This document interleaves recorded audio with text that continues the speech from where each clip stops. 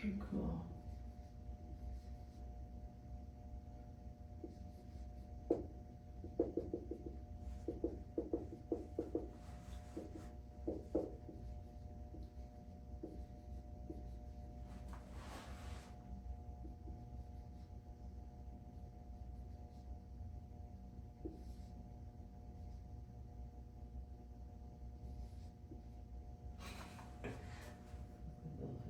Okay. Okay, cool. I think I'm mostly ready.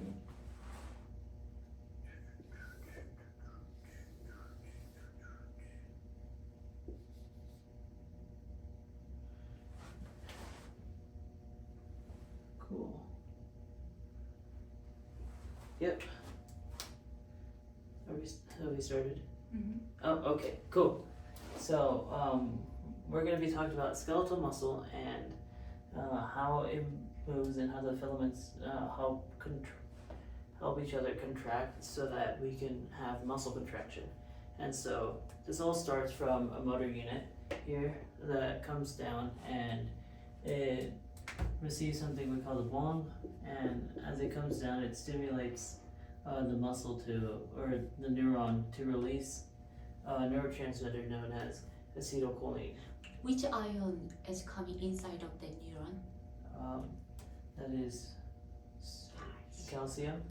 Yeah, calcium is coming inside, and that is what stimulates it to release the acetylcholine. And once it's released, it is received by receptors here at the bottom, and then once they come into the sarcomere or into the skeletal muscle tissue, it releases a signal for muscle contraction. So as it comes up, Are they muscle contracting now? it is not yet in muscle contraction. It is in a point in time that we call lag time, which is the start of the cycle of calcium coming into the motor unit, and then all the way until we get to something called power stroke. This whole section that we'll be talking about right now, we'll be talking about how the muscle prepares itself to be moved.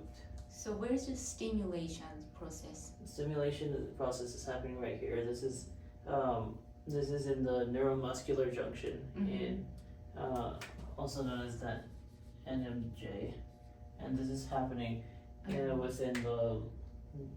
in a spot between the upper and lower motor units. Where's this round thing that release the acetylcholine? These are vesicles. Okay. Vesicles stimulated by calcium. Okay. How calcium channel opens and calcium get inside of the neuron? Here. The calcium is stimulated by a signal from the upper motor unit to. Is that action potential? It is action potential that comes propagation of the action potential bond. Yeah, the bond comes and it stimulates these calcium channels to open, allowing calcium to come in. Yes. And cause the vesicles to allow acetylcholine to exit. And once the acetylcholine exits, it's received by receivers here in the skeletal muscle. What is the round things that have a mouth in it? Mouth in it. These, they're kind of there to make sure that other things don't come in. They're inhibitors. Inhibit? What do they inhibit? They inhibit if we're receiving too much acetylcholine. They normally try to inhibit that, or other neurotransmitters that aren't supposed to be there at the correct time. Okay, there are enzymes that they eat acetylcholine. Yep. So they eat acetylcholine. They try to make sure that we don't have too much of it. And so once the acetylcholine comes into the skeletal muscle, it sends out what we call the boing or the bong, or it propagates the action potential. And once I'm sorry, what is the name of the enzyme? The enzyme? Acetylcholine esterase. Acetylcholine esterase. Okay. Yes. So because it's the protein, the enzyme, they end with the ASE, Got it. acetylcholine esterase. Well, Yes. these are acetylcholine esterase. Yes. And so once acetylcholine comes in and gets past the acetylcholine esterase and goes into the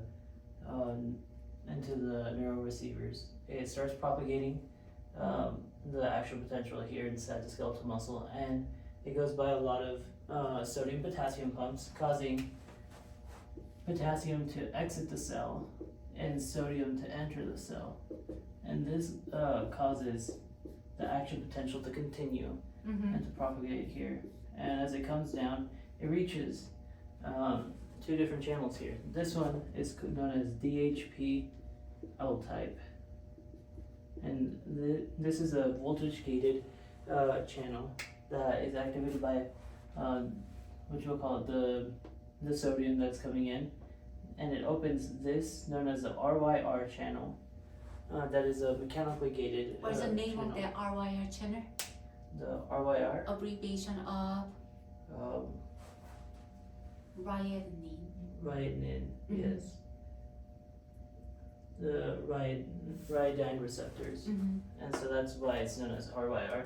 So this ryanine receptor is mechanically gated, and so once this DHP this voltage gated channel is opened, it mechanically sends a signal to the RYR here to open.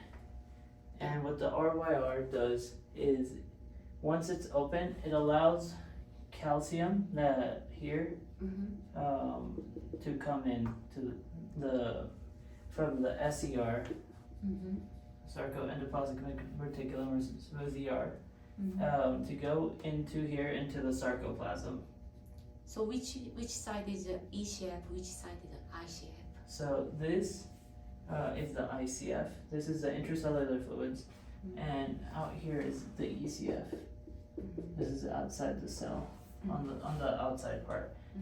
The SER is still part of the ICF, but it has a membrane inside it that causes it to act a little differently. And it is filled with a high amount of calcium ions, and so a lot more than this part here, which is the sarcoplasm. And so here we have a calciumate attractor. It attracts calcium. Calciquintin. Yes, the calciquintin. Can you pronounce this? How do you pronounce it? Oops. Yeah, it's number 3. Calciquestin. Question. Okay, thank you. Calciquestin. So questin. So the calciquestin's job is to just sit there and be negatively charged, so calcium would be attracted to it and be around the RYR, the ryanine receptor, so that once it's opened, calcium can just come in as fast as possible. And once the calcium comes in, something happens here. We have another thing here. We'll just leave this section over here to explain the new section. So once no space with that. We'll just leave it like that. So we have something known as troponin. So troponin,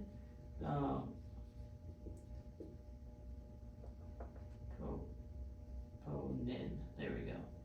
Troponin, when calcium comes into the sarcoplasm here, it likes to bind to something called as a troponin. And troponin is part of an F-type actin cell, and so inside this like G-actin strip, there's little pieces of troponin that are on top of something known as tropomyosin, and so once calcium comes in, troponin covers the actin binding site. troponin covers the actin binding site. They covers it, so the myosin cannot bind to it. No, the myosin. Myosin head cannot Yes, bind it to cannot the actin bind into the actin sites. because troponin And covered that site, right? Yes, Mhm. troponin and tropomyosin. Tropomyosin is this little. Tropomyosin, yeah, cover the site. Yeah. Tropomyosin is this little line that you see here. It's kind of like a Covered thread-like it. thing. Yes, thank you, Yeah. thank you. Mhm. That blocks the area. So calcium, So okay, tropomyosin blocks the which site? it blocks the actin sites, Actin binding the site. actin binding sites. So the myosin head cannot bind to it. Yes. Mm-hmm. And so calcium comes in and it binds to the little troponin Cs, Mm-hmm. and that allows the troponin Mm-hmm. to remove Mm-hmm. the tropomyosin from the G-actin site. Mm-hmm. And so that makes this go away Uh-huh. for the time being, allowing Mm-hmm.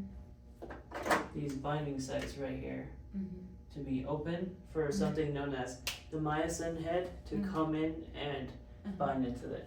Mm-hmm. So myosin head in a resting position kind of looks like this. So it has an ADP and a phosphorus attached to it. And this is the myosin head right here. Mm-hmm. And so once calcium comes in, binds to the troponin, which allows it to remove the tropomyosin, this binds to this actin site, this actin binding site.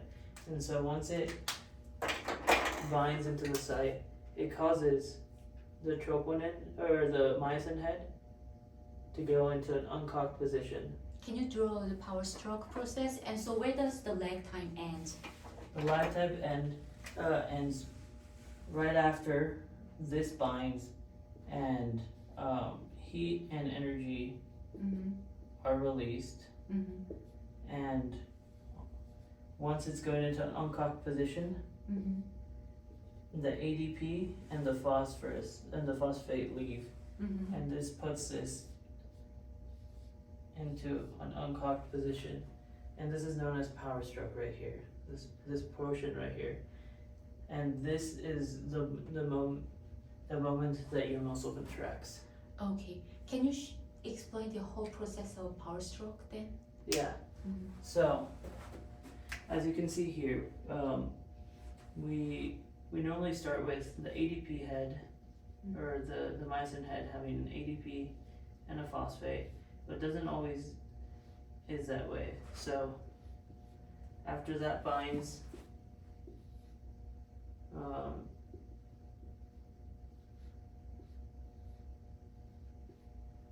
to the actin site, actin binding site, heat energy are released.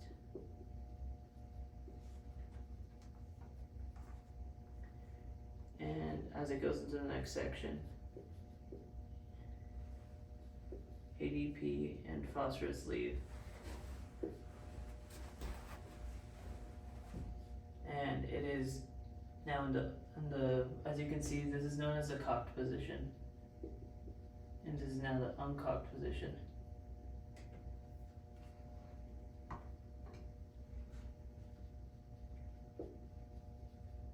And so what happens is now ADP comes in, or ATP comes in, and that comes into this position here, and it binds to the myosin head.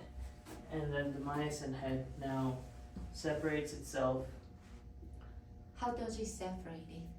Once the ATP binds to the myosin head, energy and heat are released, and that allows it to separate itself.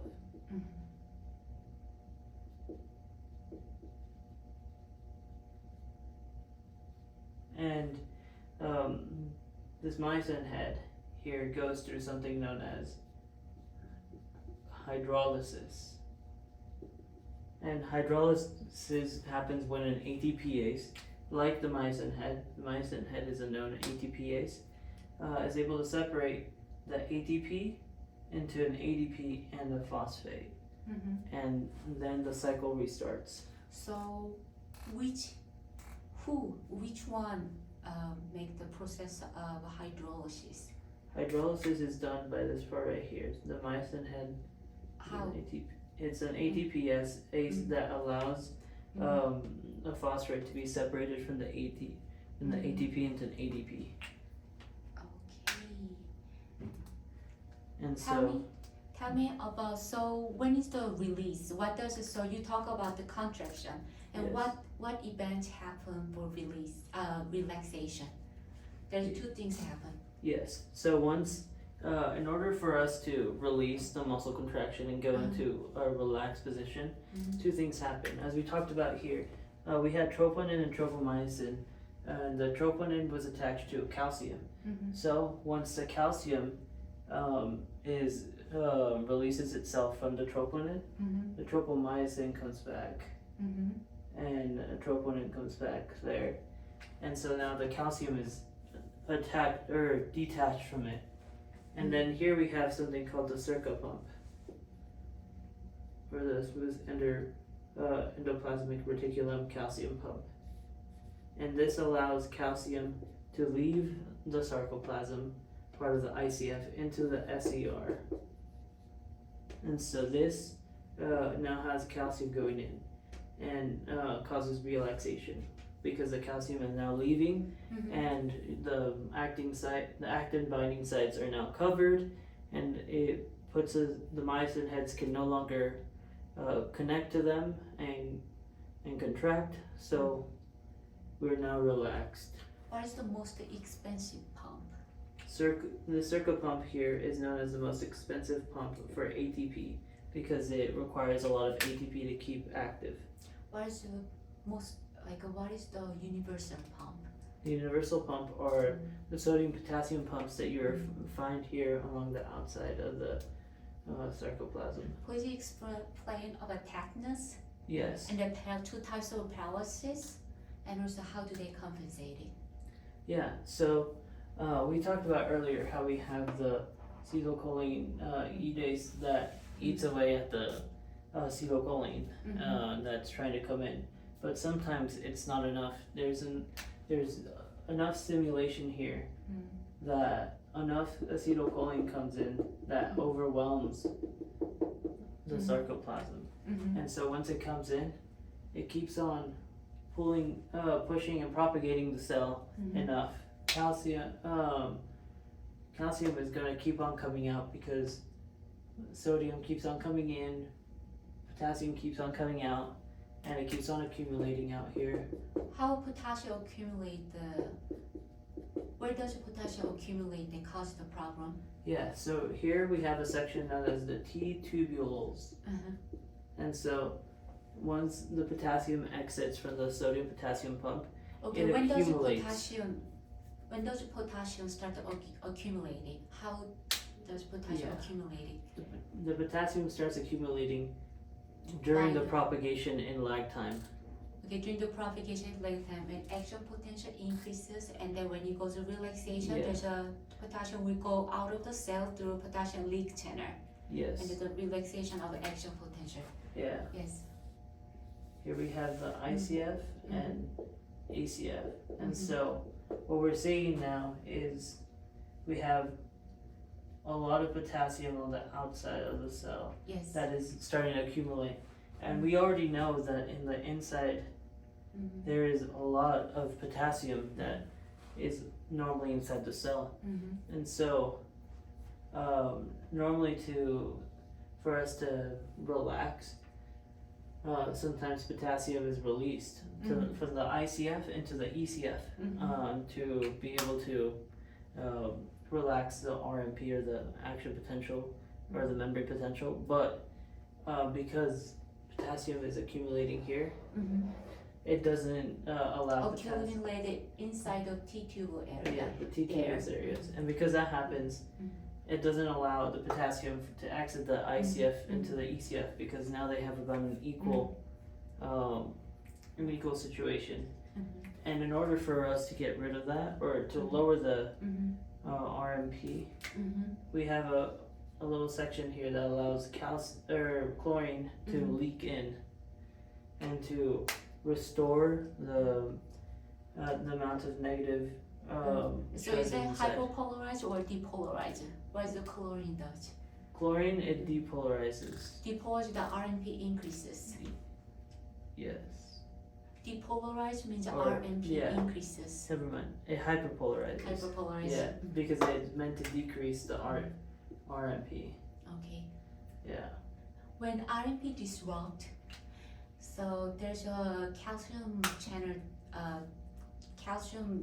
that is difficult to make the out or inside of cycle to muscle contract and relax, contract to relax. Yeah. It disrupt the control of calcium, and that's why the muscle go through tightness, Yes. and tightness leads to It leads to spastic paralysis muscle fatigue. and muscle fatigue. So Yes. Yeah. And then since tell me we- about the paralysis then. yeah, so since we're having a increased amount of calcium coming in, because sodium keeps on coming in and keeps these open, allowing calcium to continually come in. It makes the muscle fibers continue working, and until it stays until it gets into a fatigue state. And since even though we have relaxation here that can happen, the RMP, since it stays high enough by the amount of potassium that is outside, it keeps the actual potential going, and it doesn't let it stop into relaxation time. So until the chlorine comes in and lowers the RMP, we're not able to enter relaxation time. And the circumpump, once it starts pumping out, it's going to pump out the calcium in a slower pace than the calcium was pumped in. Yeah. Because since we have a lot of calcium in these areas in the SER, and we don't here, it allows calcium to flow in fast, but it doesn't allow for it to go fast backwards, because It's against the it's concentration, against the concentration gradient of calcium. and especially during the tightness that there's a Yes. packed calcium is packed inside of sarcolemma. Yeah. Right? During, you can think about it as just having calcium in every single corner. Like, I can't write it as well, but imagine it all looks black with calcium. Okay, so how about the two types of paralysis? Yes. Other than spastic paralysis that happens through tetanus, because it keeps our muscles from relaxing. We also have flaccid paralysis, and flaccid paralysis is the opposite. Instead of having our muscles tense up in a paralysis form, the paralysis causes our muscles to extremely relax. It's weakness of the and muscle. we have a weak muscles that do not want to contract. They want to stay floppy, just kind of like. If I increase the numbers of acetylcholine esterase, Yes. what would cause? If we have too much acetylcholine esterase, we can end up with flaccid paralysis because there would not be acetylcholine making it into the sarcoplasm. Okay. So we won't be able to contract. Even though we keep on releasing acetylcholine, it's being eaten up. What about the opposite case? If I remove those acetylcholine esterase and then We'd go into spastic paralysis, which is what we just talked about, with acetylcholine over-propagating the cell, potassium accumulating, not allowing the RMP to lower, and having muscle fatigue occur because calcium continually binds to troponin, and power stroke continually happens with the myosin head going in, binding into the actin sites.